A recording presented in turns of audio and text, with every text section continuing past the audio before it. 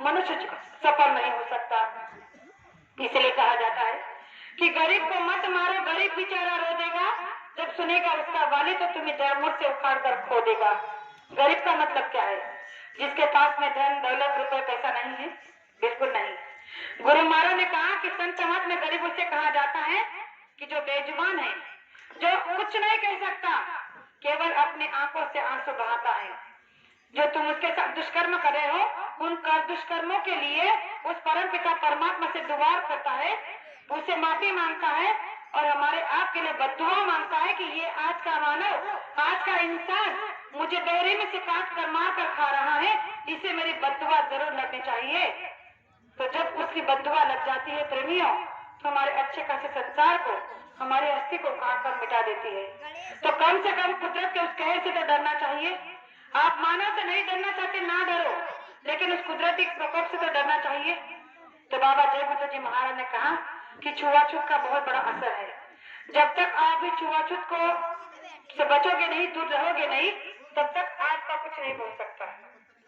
इसलिए गुरु महाराज ने कहा कि जब आपके परिवार में, आपके रिश्तेदार में, आपके सगे संबंधी में, आपके गांव में कोई मर जाता है, तो उसे रखने के लिए आप जाते हो, जिससे आपका खून का प्यार का रिश्ता होता है, उस नाते आप उसे रखने के लिए जाते हो। उस मुर्दे को छूते भी नहीं हो, उसके पीछे पीछे चलते हो 10 फीट 20 फीट 50 100 फीट की दूरी पर, और चलते चलते शमशान में उसे ले जाते हो, उसे जला देते हो, दफना देते हो, और उसे जब रखकर घर आते हो, तो आपसे मैं पूछना चाहती हूँ, क्या आप आते ही सीधा घर के अंदर प्रवेश करते हो? घर के अंदर प्रवेश करते हो? नहीं। क्यों नहीं कर सकते? क्योंकि आपको लगता है कि मुर्दे के पीछे चलने से आपको छुआछूत लग गई, आप अशुद्ध हो गए, आप अपवित्र हो गए, इसलिए आपको घर के बाहर पानी रखकर स्नान करवाना चाहिए, नहा धोकर फिर घर के अंदर प्रवेश करना चाहिए। गुरु महाराज ने कहा कि बहुत अच्छी बात।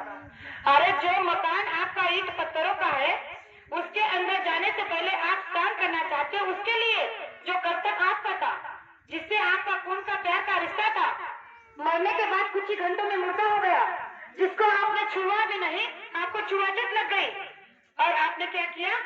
नहा स्नान करके फिर घर के अंदर प्रवेश किया। तो गुरु महाराज ने कहा कि अरे जो बेजुबान जानवर है, जो मुर्गी है, मुर्गा है, जल की मछली है, बकरा है, बकरी है, अन्य जो भी लोग खाते हैं मांस, उनके अंदर भी तो कोई जीवात्मा है। उनकी सांसों की पूंजी खत्म होने से पहले आप बेरहमी से उन्हें काट देते हो, मार देते हो, और उसे मिर्च मसाला लगाकर अपने घर में, अपने चूल्हे पर बनाकर खाते हो, और उसे कहाँ रखते हो? अपने पेट में। तो क्या आपका पेट शमशान कब्रिस्तान है?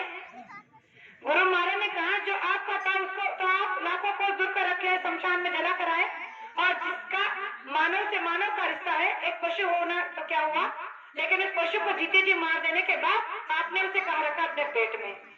तो गुरु महाराज ने कहा कि आपका पेट जीते जी शमशान मरघट बन गया है। इसीलिए संत महात्मा की बातों को हमें समझना चाहिए, समझकर उन पर चलना चाहिए। आज